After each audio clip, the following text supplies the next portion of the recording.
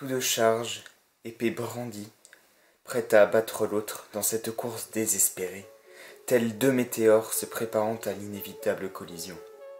Liés par une attraction innée, chacun sait que l'un sera brisé et l'autre victorieux. Le temps leur semble ralenti, leurs yeux scrutant l'ennemi, cherchant chez l'autre le point où ils frapperont, afin que l'autre s'effondre, tourbillonnant dans une pluie de sang. Chaque pas, chaque foulée vers l'ennemi les fait distinguer un peu plus la faux qui s'approche et qu'il faut à tout prix éviter.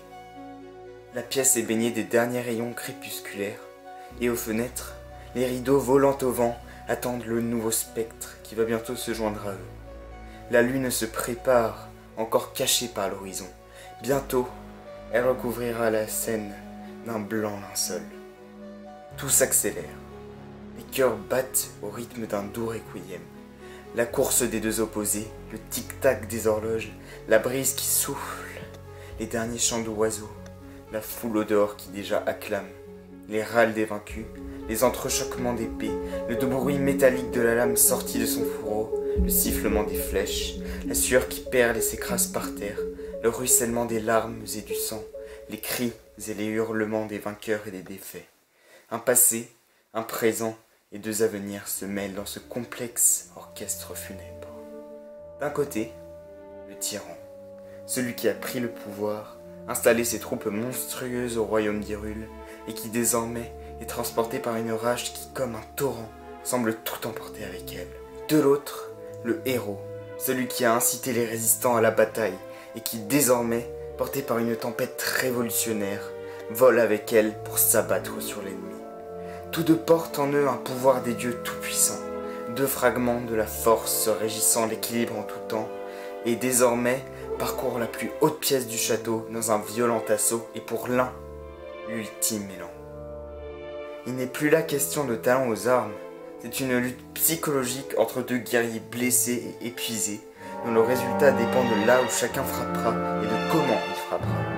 Les images défilent lentement dans les yeux des adversaires, et ils les analysent toutes, ne pouvant se permettre l'erreur. Ils tentent également de se plonger dans le regard de l'autre, afin de prévoir son action décisive. Les idées se bousculent et se déchirent, les appréhensions sont noyées dans leur flot, et c'est sans peur, hors du temps, que la force totalitaire et le courage résistant, désormais, se préparent à la seconde d'éternité. Ça y est, le choc retentit.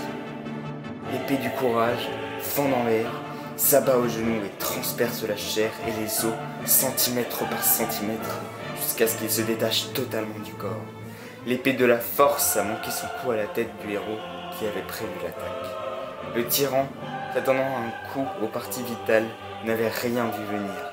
Il se maudit de son erreur, mais, dans un dernier effort avant son inévitable chute, pivote sur lui-même d'une jambe, lance son arme qui transperce l'épaule de son adversaire. L'un s'effondre à genoux, l'autre à genoux. Et lorsqu'on arrive dans la salle du trône, devenu un lac de sang, on trouve d'abord le corps du tyran, avec sur la main un fragment de Triforce qui clignote fébrilement, avant de s'éteindre à jamais. On trouve ensuite le héros, qui prononce ses derniers mots avant de s'évanouir.